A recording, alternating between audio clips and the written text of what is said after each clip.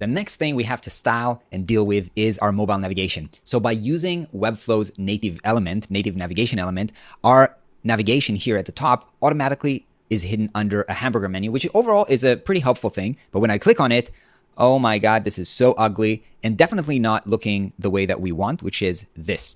Okay, so let's tackle how do we deal with this? How do we work with this? Let's actually go into our homepage and start there. So I'm going to start again from the tablet view. Already I see I have a problem because of the menu button is actually black, and I will need variants, again, white and black, similar to how I have the logo. Let's open up this navigator so that we can see what we've got here. So we've got the button with an icon inside, pretty similar to how we had the icons on the testimonial. And we've got the navigation bar with all of the links, but that is currently hidden, right? We don't see it. You can see here, layout, none. It is hidden until we click it. And actually, when we're selecting the nav bar and we're going to the settings, we can see that we have some options here. We can, number one, show the navigation, and we can actually choose if this is going to be a drop down or if this is right or over on the left. And we can, how is it animating, and when is it opening? You see right now we're switching to this menu icon from the tablet breakpoint and down. We can actually start in desktop if we want to.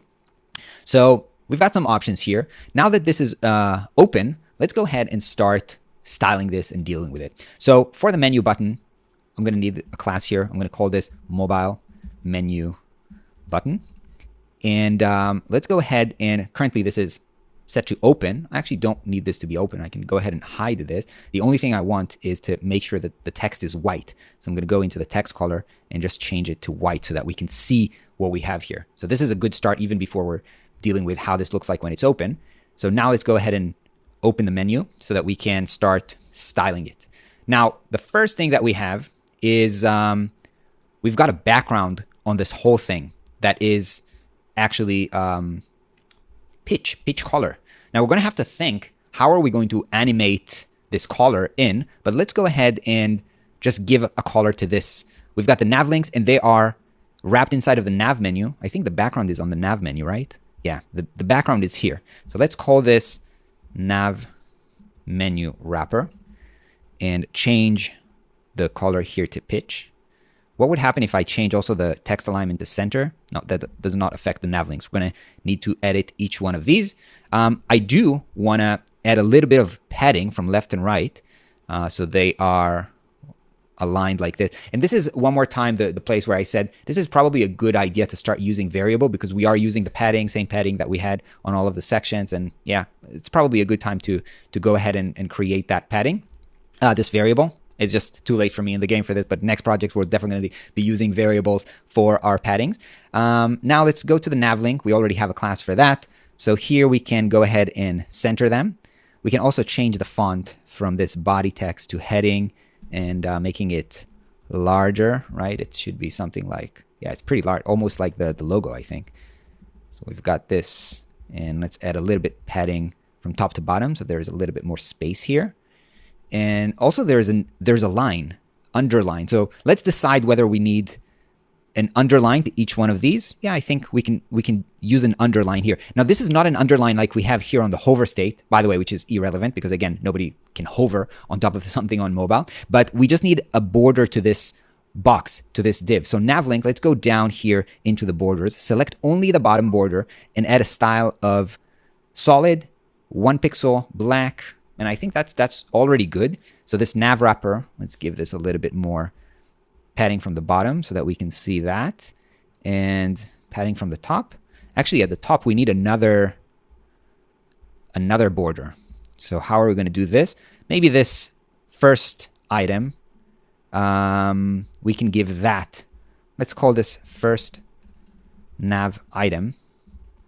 And for this first nav item, we're going to select also the top border and add a 1 pixel there. And now when we hit the wrapper and we give padding on both sides, we can see that there is a line here at the top and at the bottom. And this pretty much looks like what we have here, only we have probably too much space at the top. And we also need the nav mobile wrapper here to be... Here's an interesting thing. I was going to change the background color to this pitch, but if I do that, it's going to be pitch whether I clicked or not. So I'm not going to do this. We're going to have to create some interaction that when I click, it gives this, the navigation background a color. Otherwise, it's going to be pitch from the beginning, and that's not what we want. But once that's open, we can also go ahead and remove the ugly background from here. So I'm just going to remove the opacity here. Okay, so I think let's hide this for now. Let's preview what we've got. Okay, this is not bad. This is a good beginning. The only thing we need to do is when we're doing this, we also need the top navigation to change with that click into a peach background. So let's go ahead and add this as an actual interaction to this button. All right. So let's go into the interactions and add an element click, mouth click. This is fantastic. And then let's create a new animation, and we're going to call this open mobile menu. And what we want on that first click is to select the nav bar and have its background color animating to pitch. And also, as we can now see, we'll need to animate this text color to black. Otherwise, we won't be able to see the text. And we're going to move that to animate together with the background color. And also this mobile menu button, text color, black. Okay, now let's preview this for a second. Okay, so this is what's going to happen when we're clicking. Let's preview this and see whether that makes sense. Clicking this. Okay, this is good. Now when I'm clicking backward, it stays pitch. And I think this is good. The reason I think this is good is, sorry, going back here into this preview mode.